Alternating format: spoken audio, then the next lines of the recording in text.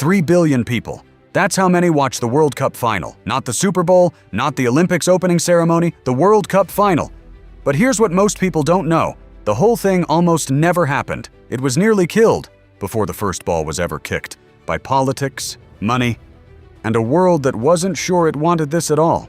The FIFA World Cup is the most watched sporting event in human history. More than half the world's population tunes in every 4 years to watch a tournament that began as one man's vision on a boat sailing to South America. In this video, we're going to tell the whole story, from the grocer's son in France who dreamed it up, to the stolen trophy, to Pelé and Maradona and Messi, to the record-breaking 2026 edition happening right now in North America. This is the World Cup, the complete story.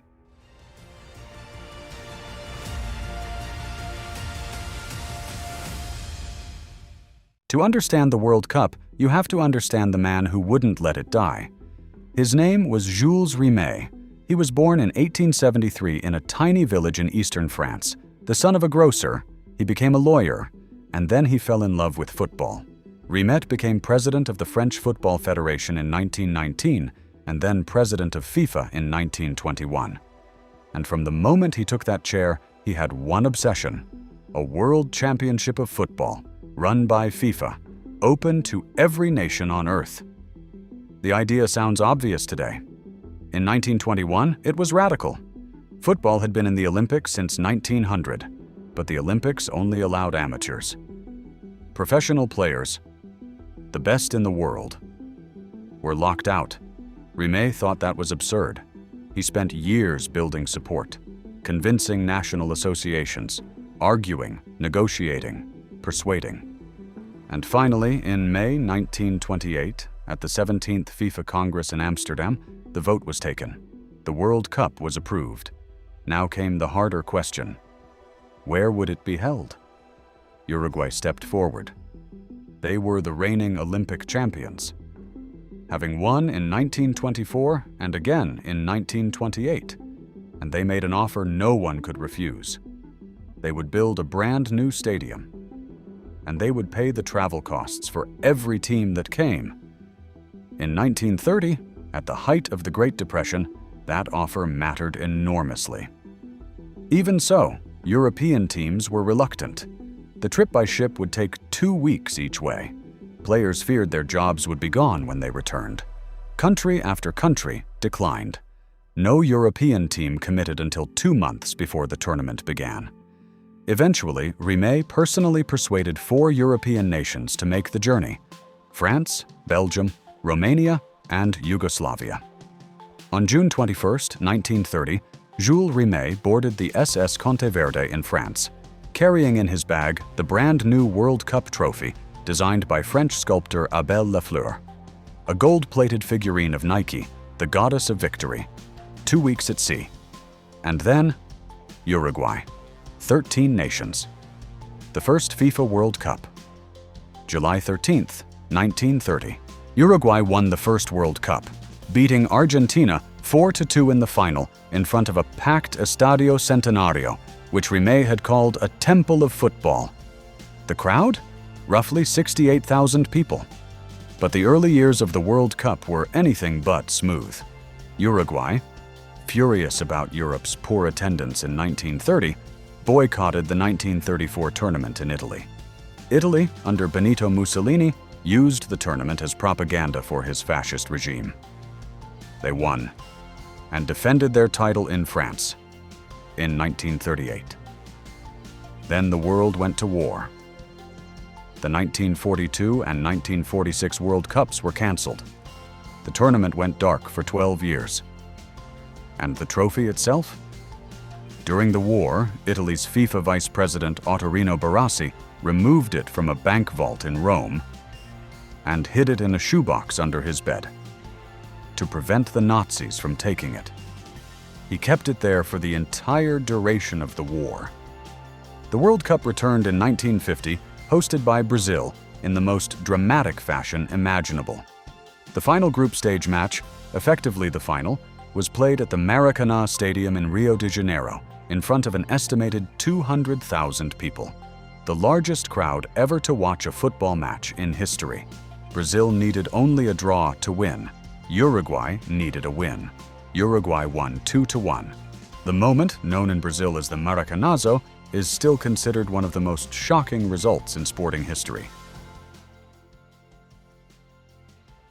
Streaking away, there's a beautiful pass for him. He's round the goalkeeper, just let him run on, and he's gone! In 1958, a 17-year-old from Brazil stepped onto the world stage and changed football forever. His name was Edson Arantes do Nascimento. The world knew him as Pelé. Brazil won in 1958, won again in 1962, and then in 1970, in Mexico, produced what many still call the greatest team in football history. The 1970 Brazil squad, featuring Pelé, Jairzinho, Tostão, and Rivellino, played a brand of football that looked less like a sport and more like an art form. Total, flowing, beautiful. Brazil beat Italy 4-1 in the final. Pelé scored the opening header. Carlos Alberto's closing goal. A sweeping team move finished with a thunderous right foot strike. Is still regularly voted the greatest goal in World Cup history. Winning their third title meant Brazil got to keep the Jules Rimet trophy permanently. As Rimet himself had stipulated in 1930, a new trophy was commissioned for 1974. But the original, kept in Brazil, was stolen in 1983. It has never been recovered. Most experts believe it was melted down. Meanwhile, the 1966 World Cup in England had its own trophy drama. 4 months before the tournament, the trophy was stolen from a public exhibition in London. For a week, the world's most famous sporting prize had vanished. It was found a week later, wrapped in newspaper, at the bottom of a garden hedge in South London by a black and white collie dog named Pickles. England won that tournament, their only World Cup title, beating West Germany 4-2 in the final at Wembley. The way that Maradona has been able to do. It's a brilliant run. If the 1970s were Brazil's decade, the 1980s belonged to one man, Diego Armando Maradona. Argentina, Mexico, 1986. The 1986 World Cup quarterfinal between Argentina and England is one of the most discussed football matches ever played. Not because of tactics or formation, but because of 2 goals scored within 4 minutes of each other that represented the complete extremes of the sport. The first, Maradona punched the ball into the net with his left hand. The referee didn't see it. Argentina scored. Maradona later called it the hand of God. The second, 4 minutes later, Maradona received the ball in his own half, turned and ran, past 5 English players and the goalkeeper, in a 60-yard solo run that lasted 11 seconds. It was later voted the goal of the century. Argentina went on to win the tournament, beating West Germany 3-2 in the final. Maradona was the undisputed player of the tournament. Many argue he remains the greatest individual World Cup performance in history. The 1990s and 2000s transformed the World Cup from a great football tournament into a global cultural phenomenon. In 1994, the United States hosted for the first time and proved the skeptics wrong. Average attendance was the highest in World Cup history. 3.5 million fans attended across 9 cities. Brazil won the title, beating Italy in the first final, decided by penalty shootout. France, 1998, gave the host nation its first ever title, with a team that embodied a new, multicultural France. Zinedine Zidane, born in Marseille to Algerian parents, scored twice in the final, as France beat Brazil 3-0. 2002 in Japan and South Korea delivered arguably the greatest upset run in the tournament's history. South Korea, co-hosts, reached the semifinals, knocking out Spain and Germany along the way. Brazil won their 5th title, with Ronaldo returning from a mysterious illness in 1998, scoring twice in the final against Germany. Ronaldo, the flag stays down! In 2010, the World Cup came to Africa for the first time. South Africa hosted with a tournament remembered for the sound of vuvuzelas, Iker Casillas' golden gloves, Robin is in! and Andrés Iniesta's extra-time winner for Spain in the final against the Netherlands. It slid through, flag stays down, it's in! Iniesta scores! And Andrés Iniesta! Spain's victory completed a golden era of dominance. They had won Euro 2008, the World Cup 2010, and would go on to win Euro 2012. 2014 in Brazil brought the tournament home, but not the result Brazil wanted. Germany dismantled the hosts 7-1 in the semifinal, in a result so shocking that the word Mineirazo, a reference to the ground in Belo Horizonte, entered the Brazilian football lexicon as a synonym for catastrophe. Germany won the title. For the better part of 2 decades, one question hung over world football. Was Lionel Messi truly the greatest of all time? If he'd never won the World Cup, he'd won everything else. 10 La Liga titles, 7 Ballon d'Or awards. The Ballon d'Or France Football 2019 is Mr. Lionel Messi. Champions Leagues, domestic cups, every trophy imaginable except the one his country cared about most. Argentina reached the final in 2014. Messi was named the tournament's best player. They lost to Germany in extra time. Now, Germany are the champions of the world! In 2021, he finally won his first international title with Argentina, the Copa America. The relief on his face was visible. But the World Cup remained. Qatar 2022.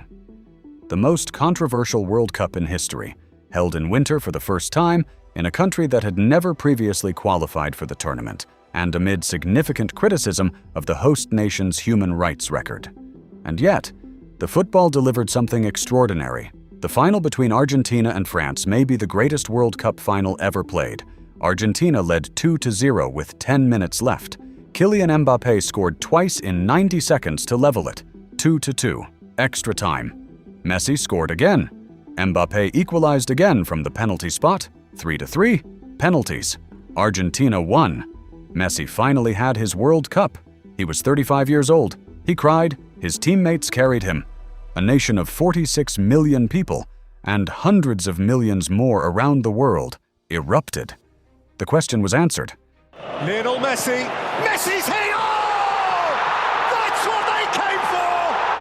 The Magic Man! And now, right now, in 2026, the World Cup has come to North America, and it's bigger than it has ever been. The 2026 FIFA World Cup runs from June 11th to July 19th across 16 cities in 3 countries, the United States, Canada, and Mexico. It is the first World Cup ever co-hosted by 3 nations. For the first time in history, the tournament has expanded to 48 teams, 16 more than the previous format. That means 104 total matches. For context, the 2022 World Cup had 64. The round of 32 returns, meaning more knockout drama, more upsets, more chances for smaller nations to make history. The opener kicks off on June 11th at the Estadio Azteca in Mexico City, where Mexico faces South Africa. In doing so, the Azteca becomes the first stadium in history to host World Cup matches across 3 different tournaments. The final will be played on July 19th at MetLife Stadium in New Jersey, home of the New York Giants and Jets, with a confirmed halftime show making it the first World Cup final to feature one. Argentina enters as defending champions. France, denied in one of the most dramatic finals in history, will want revenge. England, Spain, Brazil, Germany all have unfinished business. And the 3 host nations? The United States, ranked 14th in the world, has drawn what analysts are calling one of the softest groups in the tournament. Mexico opens the entire World Cup. Canada, making just their 3rd World Cup appearance, host for the first time since 1986. The ball, called the Trionda, designed by Adidas, pays homage to all 3 host nations, with red, white, and blue for the US, green and red for Mexico, and red and white for Canada. From a grocer's son on a boat to Uruguay, to 3.5 billion people watching a final in 2022. From 13 teams in Montevideo to 48 nations across 3 countries in 2026. From a trophy hidden in a shoebox under someone's bed. to the most recognized piece of silverware on the planet. The World Cup has been stolen, cancelled, boycotted, politicized, and contested. It has survived wars, scandals, and every prediction that it wouldn't last. And every 4 years, or in 2026, every hour of every June, it reminds us why we fell in love with this sport in the first place. Jules Rimet died in 1956. His tournament is still here, growing bigger every edition, watched by more people every time. He was right. Football was going to become the world's greatest sports event. If you made it to the end, thank you. Drop a comment. Which World Cup moment hits different for you? Mine's in the comments already. And if you want more football history, subscribe. We've got a lot more where this came from.